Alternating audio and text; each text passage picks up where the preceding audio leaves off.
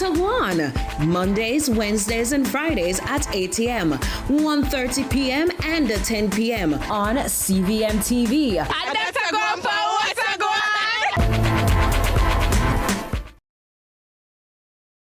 Let's delve deep into the issues.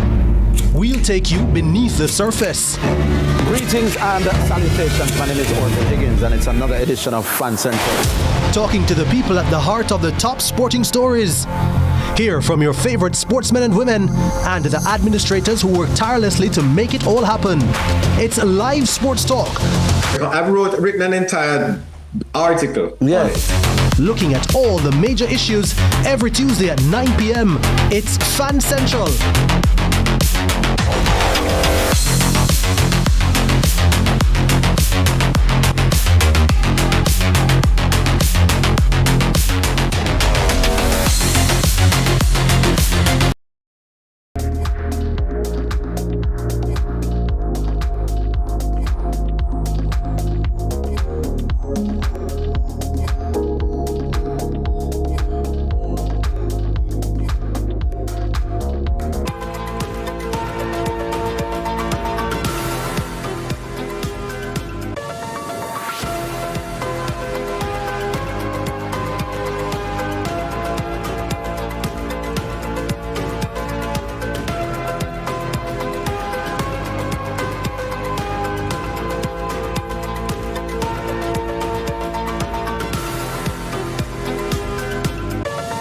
Thanks for joining us for CVM News at noon. It's Wednesday, March 11, 2026.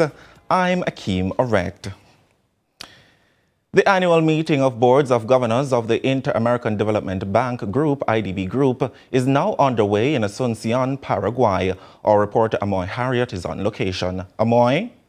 Thanks, Akeem. It's day one of the IDB Group annual meetings, and there's already a strong sense of momentum here on the ground, with government ministers, economists, and civil society groups beginning critical conversations about the region's economic future. Now, viewers, we're about 2 hours ahead here in Paraguay, so we're already well ahead in the day's activities. And so far, we've had one session, which was held in this very room. We're currently on a break now, and the focus of that conversation was on the importance of multilateral engagements with civil society groups. Now, from stakeholders from the roughly 70 organizations, civil society organizations that were present here today, say their role is simple but important. Making sure that when institutions like the IDB Group invest millions of dollars in development projects, the voices of the people those projects are meant to serve are actually heard. Among the panelists this morning were CEO of IDB Invest, James Scriven, and Vice President for Countries and Regional Integration at the IDB, Annabelle Gonzalez. Civil society organizations are much closer to the community than we will ever be. So getting a much better understanding of the impact, the social and environmental impact of the work we do, we want to have those early conversations to prepare for this. But it's also very important for us to coordinate, to share experiences, particularly at the country level. So let me give you an example of this work in practice. So last year, Jamaica was hit by Hurricane Melissa. It was a devastating hurricane, and the country required a major reconstruction effort. So all of the organizations, and I have to say, under the leadership of President Golfan, came together to work with the Jamaican government and society to put together a reconstruction package that was up to the circumstances that Jamaica needed. Before them, though, we heard opening remarks from IDB President Elan Golfan. What are we going to do with all this dialogue and workshops? We're going to devise a first draft of the new engagement plan. We want to do it still this semester. So you'll have a document with the new plan already and discussion this semester. And we want to convene another civil society forum after we have the draft to discuss. So a draft this semester, then we convene a new meeting with you. Now we're expecting to hear more from Mr. Golfan later today, as well as some other riveting discussions, which I will, of course, be sitting in on. And later on in CVM News at 7, I'll bring you the latest. But until then, reporting from Asuncion, Paraguay, I'm Amoy Harriet for CVM News. It's back to you, Akeem. Thank you so much, Amoy, and all the best in Paraguay. We go to Westmoreland, where a woman who was charged in connection with the stabbing of a gas station pump attendant during a dispute at a service station in Withorn earlier this year has been granted bail. Renisha Forrester appeared before the Withorn Parish Court on Tuesday, where she was offered bail in the sum of $100,000. Forrester, who is accused of stabbing the attendant during an altercation at the station, is also the sister of a woman who later died after being dosed with gasoline and set ablaze during the same incident. Still in Westmoreland, where police say a series of intelligence-led operations across the parish on Tuesday resulted in the seizure of more than $1.2 million in cash, along with several weapons, including an AK-47 assault rifle and a 12-gauge shotgun. The coordinated operations involved several law enforcement units and were carried out in communities including Savlamar, Bethel Town, Little London, Frome, and Withorn. Authorities also reported multiple arrests and the seizure of several vehicles found to be in breach of the Road Traffic Act as the crackdown continues across the parish this week. You can bank on us, the message from Finance Minister Favour Williams as she laid out the government's fiscal plan for the upcoming year. She insists the island's net international reserves are strong, while advising this is why the government ought not to party with the rent money. Our reporter Natasha Williams tells us more. Committed to riding out any storm or geopolitical conflicts, the finance minister told Jamaicans they are safe with the Andrew Holness-led administration. This amid recent turmoil in the Middle East impacting global oil prices and on the heels of Hurricane Melissa last October. She says the nation boasts a strong net international reserve and is still in good standing. You can bank on us.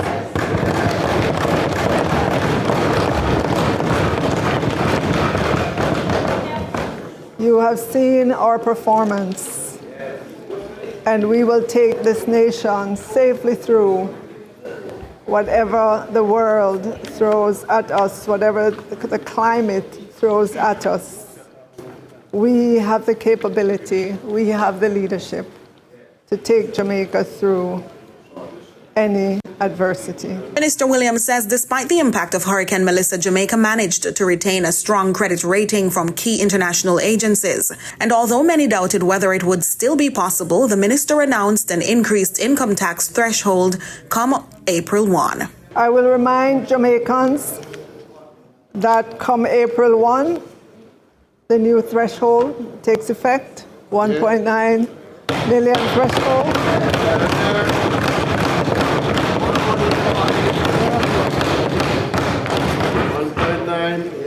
And to say to our public sector workers as well, the government's offer remains on the table. She also responded to concerns raised about the government's financial strategies and outlook, specifically addressing the fiscal commissioner's comments regarding inflation. I want to call the commissioner's attention to the fact that there is a lot of reconstruction activities happening all over Jamaica on the part of businesses and private people. Madam Speaker, the bottom line is CPI and GDP deflator are related, but not the same thing. In normal times, they track closely, and there's little difference. However, in the aftermath of an event like a Category 5 hurricane, where domestic production in certain areas has been decimated with scarcity influencing price of locally produced goods, and there's a surge in demand for reconstruction from citizens and businesses, we can have a wider than usual variance between CPI and the GDP deflator. The assault at common law case against the Member of Parliament for Central Westmoreland, Dwayne Vaz, and his driver, Michael Merritt, was referred to mediation by presiding judge, Kaden Barnett Plunkett, in the Withorn Parish Court on Tuesday. When the case was called up in court, Leonard Green, the attorney representing Vaz and Merritt, indicated that the MP was innocent of the charges laid against him and welcomed the move by the judge to refer the incident to mediation.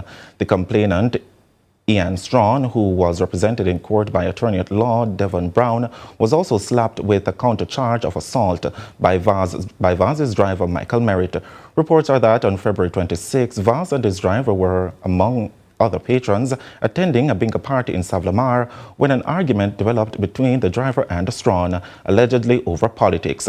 During the argument, both men got involved in a physical altercation.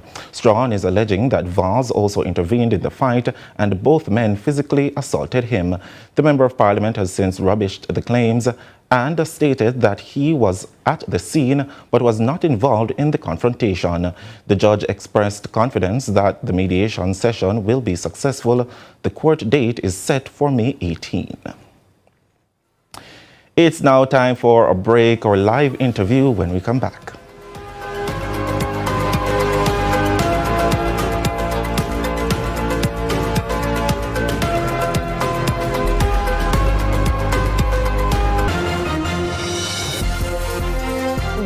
Deposit insurance in a minute. JDIC insures deposits up to $1.2 million per depositor, per ownership category, per institution. This includes individual and joint accounts.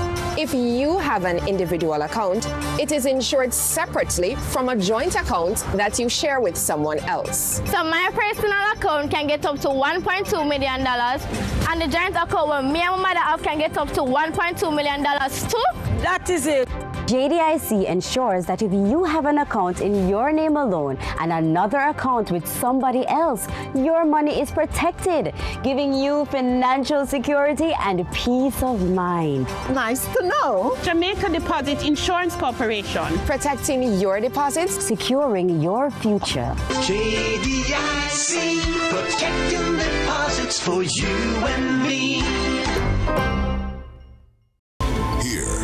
Caribbean greets the morning. Elegance isn't just seen, it's sensed. Set on Jamaica's north coast, the Montego Bay Convention Center rises with intention.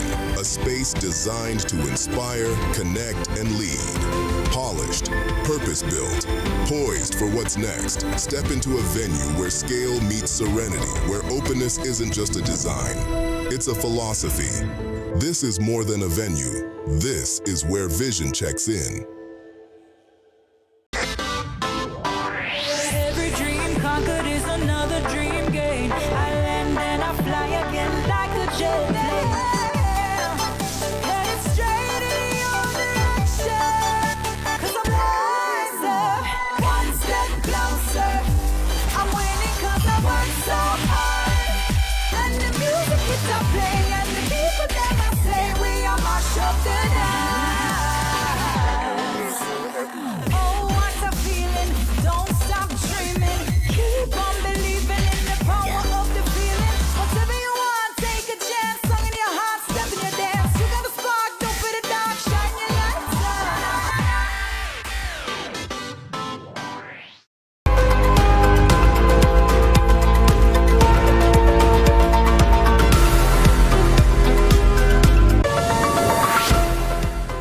Welcome back to CVM News at noon.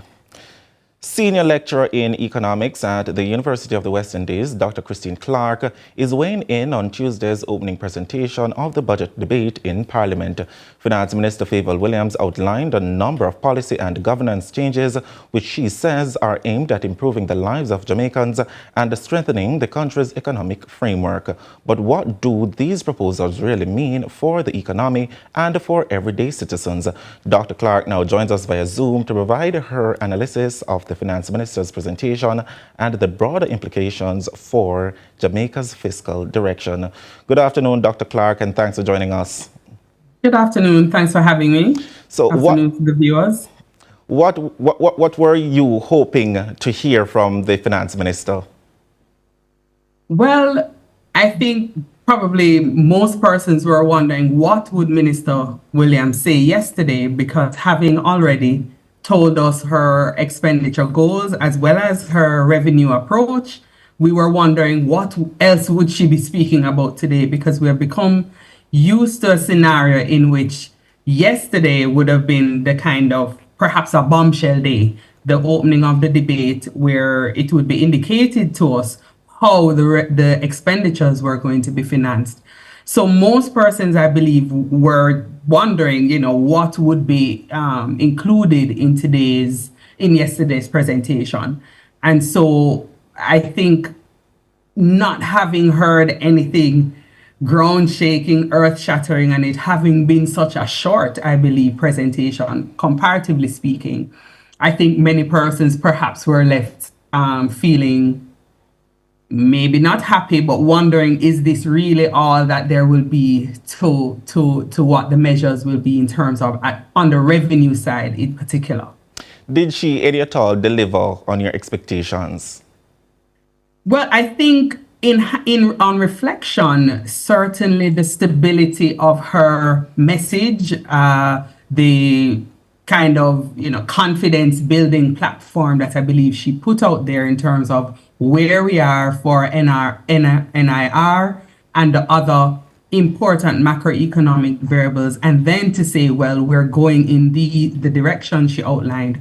I think in hindsight, yes, it probably is what we all needed, especially in the context, not just of Melissa, but in the context of our global and even our regional geopolitical issues that we're facing now. It is a good delivery, I think, on her part to have been more on the stability side. We are, we're in a position where we can cover 30 plus weeks of imports if needed. I think that is a good way to have begun the budget debate. You alluded to it earlier, Dr. Clark, where, Finance Minister spoke a lot about the level of Jamaica's net international reserves, more than $6 billion now, and said this will help cushion Jamaica against the volatile oil prices caused by the war against Iran. Can you first explain for our viewers what are the net international reserves and why are they so important? So in essence, what the NIR represents is a big kind of saving bank. This is our piggy bank, just in case we, for example, are unable to export and earn foreign exchange, which we then use to turn around and buy various goods and services on the global market. Prime among which is oil or, refined gas that we all need to be transported around town to work, to the hospital, wherever it is we need to go, as well as some amount of food. We've heard in the past, continued outcry against Jamaica's food import bill and efforts to try and see the extent to which our local agriculture can pick up more and more of our domestic demand for food. And then there's the other, perhaps more discretionary items, you order on Amazon or any of the other places, then we would be paying for that in foreign exchange, which we don't work and earn in Jamaica. We have to earn that foreign exchange through exports. And so what happens is the Bank of Jamaica, as our central bank, is the custodian of those reserves in the event that we need to pull down on them to continue to facilitate our much needed imports in those areas. There have also been concerns, Dr. Clark, about a lack of clarity in some of the taxes that have been introduced to fund this budget, especially the tax on sugary drink and the tax on digital services. Did we get any more clarity from the finance minister? No further clarity was provided, except I think she did include on the floor of the House a little bit more detail in terms of the number of countries that are looking, for example, at the digital based taxation. I don't want to say it's a digital tax because there's a difference between the two, that and a GCT on digital services, which we don't know where exactly they will end up. I think it's an exploratory phase that they're in now to basically work out how exactly it will be levied, on what base, and therefore what the implications will be for the consumers of these digital services. But no further details. But I suspect that these are happening at the technical level. I think the minister's level is to provide the kind of policy direction. So similar to even what was discussed with respect to pensions, wouldn't be the minister herself who would be implementing this. There would be task forces, probably chaired by specific groups that have looked at this across. So the Ministry of Health, for example, with the sugary drinks has been on that campaign. If we recall, even think back to COVID, when lots of us were either working from home or studying from home. There were the efforts on the consumer side to say, okay, let us, with the Jamaica Moves and all of these kinds of activities, we're now moving in line with what the WHO is recommending, that the prices of alcohol, tobacco, and sugary drinks be increased by at least 50% by 2035. So we're moving in line with this global address towards these three, I guess we could call them sin goods or bad goods. And, one of the things, Dr. Clark, is that growth is a big issue for Jamaica right now because of the